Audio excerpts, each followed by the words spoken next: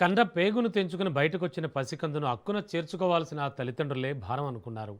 ఆడపిల్ల పుట్టిందని ఒకరు, అనారోగ్యంతో ఉందని మరొకరు సాకులు వెతుక్కుంటూ ప్రాణం పోసిన ఆసుపత్రిలోనే ఆ చిన్నారిని వదిలేసి మాయమయ్యారు. కానీ అక్కడున్న వైద్యులు, నర్సులు మాత్రం ఆ పాపకు రెండో జన్మనిచ్చారు. రక్తబంధం కాకపోయినా అమ్మ ప్రేమను పంచుతూ ఆ చిన్నారిని కంటికి రెప్పలా కాపాడుతున్నారు. జనగామ జిల్లా చెంపక్ హిల్స్ ఎంసీహెచ్ ఆసుపత్రిలో చోటు చేసుకున్న ఈ హృదయ విదారక ఘటన అందరినీ కలిచివేస్తోంది.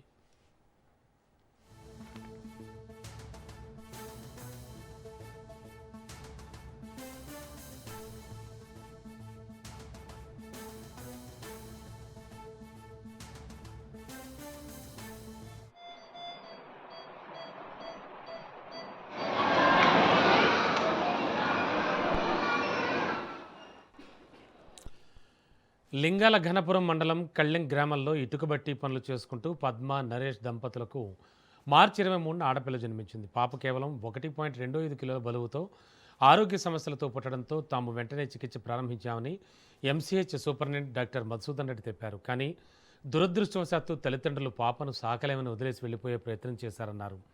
చైల్డ్ వెల్ఫేర్ అధికారులతో కౌన్సిలింగ్ ఇప్పించినా వారు ఎవరికీ చెప్పకుండా పరారయ్యారని తెలిపారు.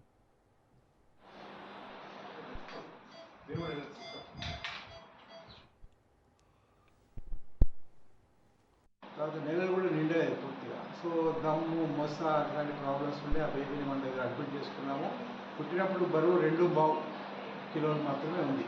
సో చాలా క్రిటికల్ కండిషన్లో ఉండే బేబీ అడ్మిట్ చేసుకున్నాము, స్టెబిలైజ్ చేసాము. తర్వాత నా మదర్ కూడా సీరియస్ సెక్షన్ అయింది కాబట్టి సూచర్ రిమూవల్ వాళ్ళకి 7 days చేశారు. వాళ్ళకి డిశ్చార్జ్ అని చెప్పారు మదర్కి. సో ఆ టైంలో వాళ్ళు మేము వెళ్ళిపోతాము, బేబీని మాకు ఇచ్చేసేయండి, మేము ఈ ఊరు కాదు అని చెప్పడం జరిగింది వాళ్ళు. సో మీ ఊరు కాకపోయినా కూడా మీరు ఉండండి, అందరికీ మేము అకామిడేషన్ ఇస్తాము, కానీ బేబీ ఇప్పుడు